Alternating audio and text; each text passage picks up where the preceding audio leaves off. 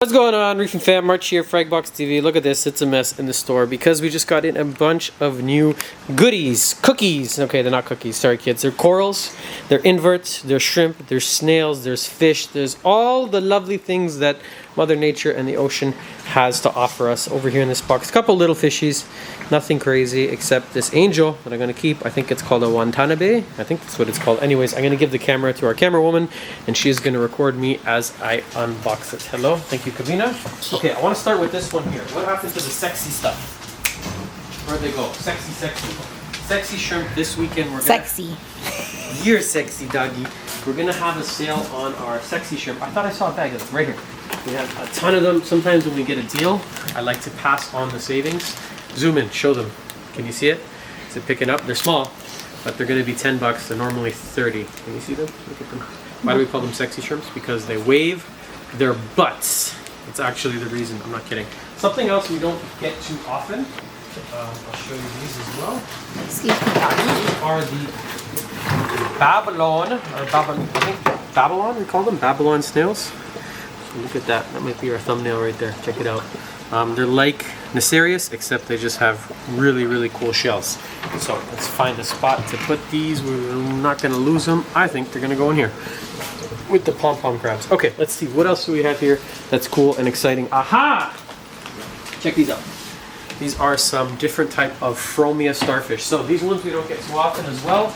And I went over to our suppliers this afternoon and I actually hand-picked them. So I went through hundreds of starfish and I picked the healthiest. So I'm looking at the feet, so there's no signs of any like flesh or rotting. And I picked the nicest colors too. Check these out. Aren't they beautiful?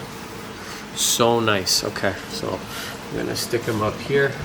And these are really easy to keep. You know what? You just need a little bit of algae on one pane of glass because that's what they're going to eat.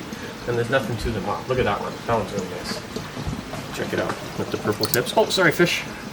That one's really nice. Okay, what other goodies? This is my favorite day when we get new stuff. New stuff is the best. I've never seen. Don't do like March. Hold the camera steady. Don't make it like a motion action roller coaster. Okay. Your hands have to be like a gimbal, like this. You gotta go smooth. Okay. These are the biggest porcelain crabs I've ever seen. Check it. Gimbal, yeah. Woo! Monsters, huh? They're so nice. They're kind of like, they're almost red. Like, I've never actually seen them this color. Usually we get them in white. That's like our standard color. But I've never seen them quite this big. And I've never seen them with this color. It's almost like a reddish sort of purple. Pretty cool, huh? Look at the size. I'm almost afraid to touch him. Yeah, I don't want to bother you, man, but you're gonna live in there. Give him a little bit of YouTube love. What else? What else do we have? Lots of corals. So I went cherry picking through his nicest stuff. So he imports corals.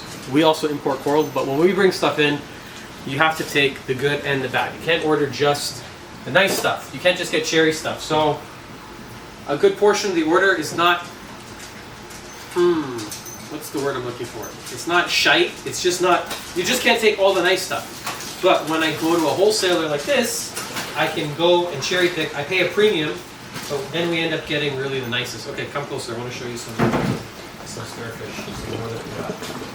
Handpicked by March himself. These are really good for stirring your sandbed if you're dealing with cyano or diatoms. They're just keeping your sandbed clean all the time. We recently took our baffles out of this lower tank, and this is going to be like our sand sifting sort of collection of stuff here. So conches, Necarius, these guys, sea cucumbers, and then it also gives us a place with sand to put these. Watch your step, they don't step on the ground. Oh.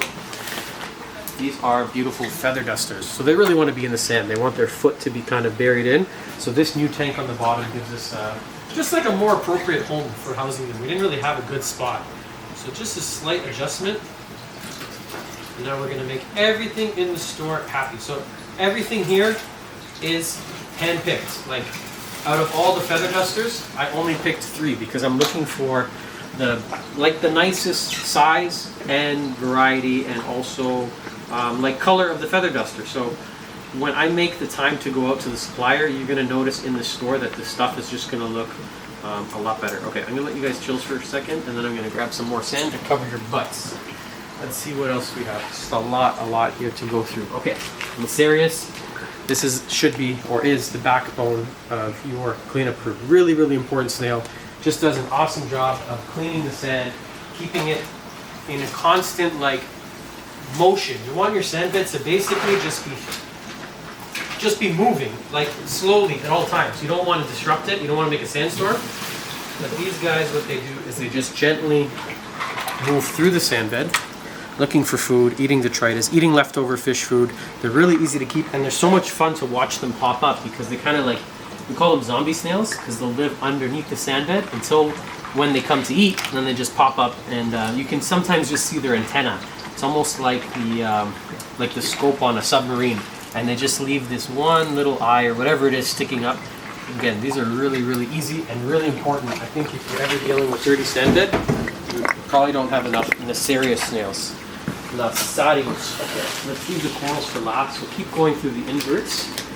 We did one of these already. Oh, is this the one? We got a really good deal on burning banana. So I don't need burning banana stylos, but sometimes our supplier has just grown stuff better than we can, and he gave us a hell of a deal on them. So in this bag here we have some invert classics. This is stuff that's just been popular in the hobby forever. Can you guess what it is before I show it to you? Popular inverts. Which one? Shoot. Shoot is not the answer. Cleaner shrimp. Dun, dun, dun, dun. Why do we call them cleaner shrimp? Because they actually clean your fish. They'll jump on them, they'll eat parasites, they'll eat leftover food. They usually don't fight, so you can put a few together in a tank. 1 for every 10 gallons is our general recommendation. And we actually keep them here with our fish. Not that we need them, not that our fish need any help with parasites, but just in case. These are all captive bred fish, so the chance of getting ick or Brooklynella or any of those things is really, really, really low because they're not actually from the ocean. These fish have never seen the ocean. They're all bred in captivity, and these are the type of fish that really make me happy to sell. I don't feel bad taking them because we're giving them good homes. You know, they're living in a very sterile sort of lab condition. Next, what do we have? Okay, these are all corals, which I want to leave for last as I open them. I want to do all the inverts first. That's another huge porcelain crab.